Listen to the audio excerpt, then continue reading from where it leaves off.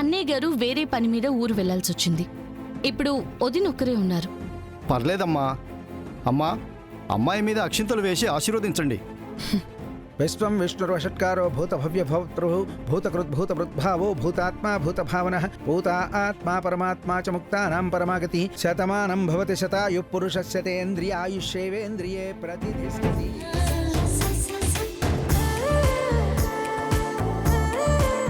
బాబాయ్ పిన్ని వచ్చి ఆశీర్వదించండి.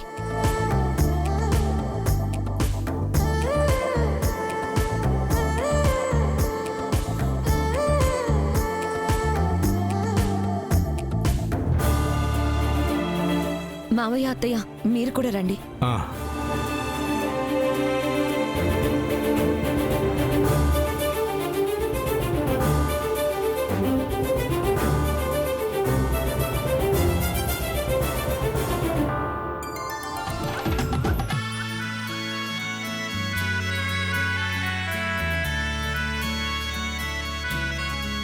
యువరాజ్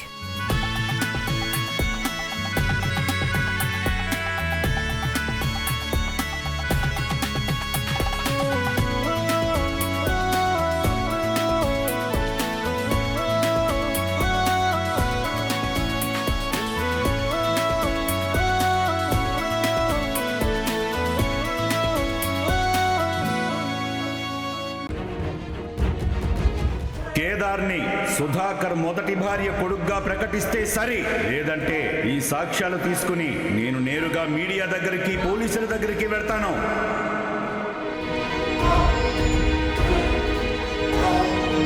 నిషి, ఇంకా సేపట్లో మీ మామయ్య కేదార్ని ఇంటి వారసుడిగా అనౌన్స్ చేయబోతున్నాడని కొంచెమైనా టెన్షన్ లేకుండా అలా సైలెంట్గా నుంచున్నావేంటే? ఆ నిజం బయటపడినాక ఈ అమ్మి నిజం బయట పెట్టాలి కదా, దాని గురించి భయపడతా ఉందేమో రేఖ. నా నిజమని తప్పంతా నాదే అన్నట్టు మాట్లాడతారేంటి? అంతవరకు వస్తే నాతో పాటు మిమ్మల్ని కూడా అందరి ముందు నుంచోబెడతాను. వేసే శిక్ష ఏదో ఇద్దరం కలిసి వేయించుకుందాం. నాకేం సంబంధం ఉంది?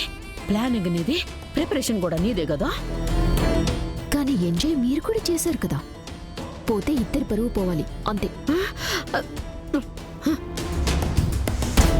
ఏం చేస్తున్నారే మీరు? నాకు టెన్షన్తో మతిపోతుంటే మీరేమో చిన్నపిల్లల్లో గొడవ పడుతున్నారు. అల్లుడు గారెందుకు ఏమీ చేయకుండా అలా నిల్చునున్నారు?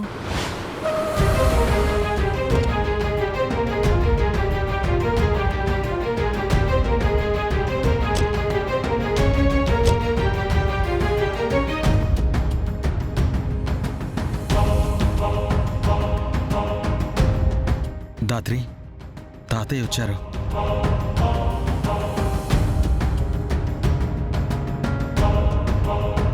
తాతయ్య. కేదార్,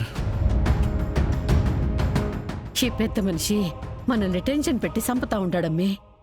అవునత్తయ్య, ఈయన మన ఇంట్లోకి అడుగుపెట్టిన రోజు నుంచి మనకి మనశ్శాంతి లేకుండా పోయింది. రండి తాతయ్య. నమస్కారం అమ్మా. అందరూ చెప్పిన మాట నిజమని, ఈ ఇంట్లో కౌశికి ఉండగా అన్యాయం జరగనివ్వదని మళ్ళీ నిరూపించావమ్మా.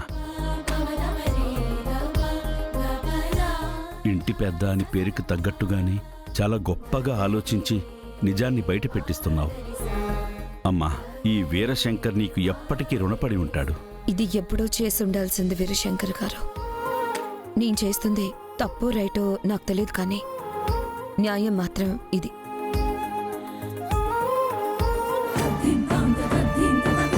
ఈ నిజం నా కుటుంబాన్ని ముక్కలు చేస్తుందని తెలిసిన అందరి ముందుకి తీసుకొస్తున్నాను. సాక్షుల విషయంలో బెదిరించినందుకు తప్పుగా అనుకోకమ్మా. నాకు వేరే మార్గం దొరకలేదు. ఆ విషయంలో నన్ను క్షమిస్తావని అనుకుంటున్నాను. పర్వాలేదండి, మీరు వచ్చి ఆశీర్వదించండి. రండి తాతయ్య.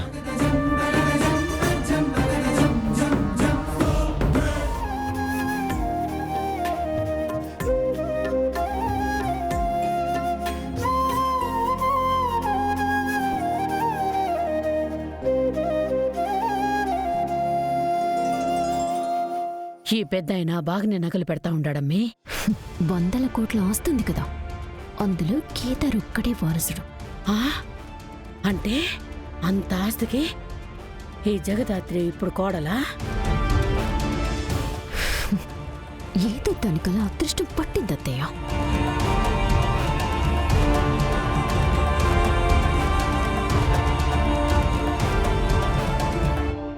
మీ మామ అందరికీ నిజం చెప్పాడా అమ్మా? లేదు తాతయ్య గారు, మీరు రావడం కోసం అందరూ వెయిట్ చేస్తున్నారు.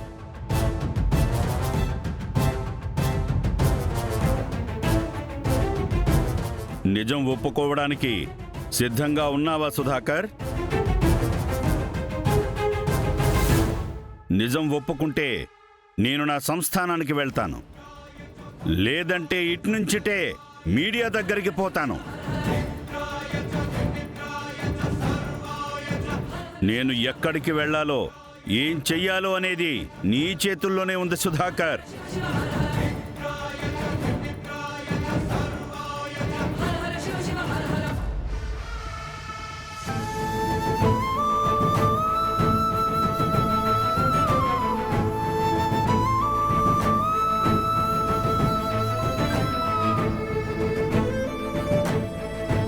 నా మనవరాలు కీర్తి ఓణీల ఫంక్షన్కి వచ్చినందుకు మీ అందరికీ థ్యాంక్స్.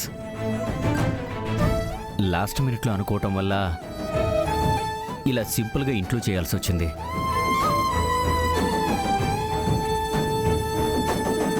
ఇవాళ ఇలా మీ అందరినీ పిలవడానికి కారణం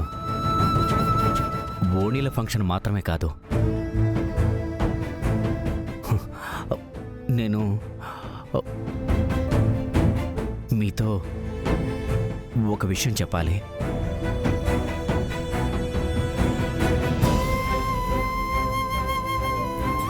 ఒక విషయం అనటం కంటే ఒకరి గురించి చెప్పాలి.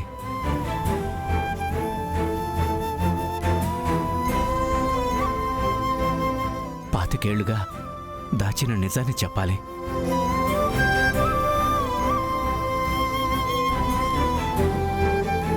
నీ కష్టాలు కన్నీళ్లు అన్నీ ఇంకొక మాటతో మాయమవబోతున్నాయి.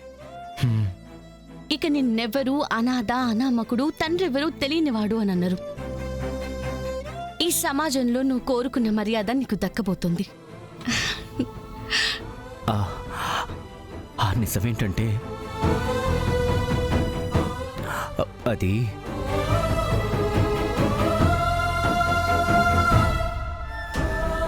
అది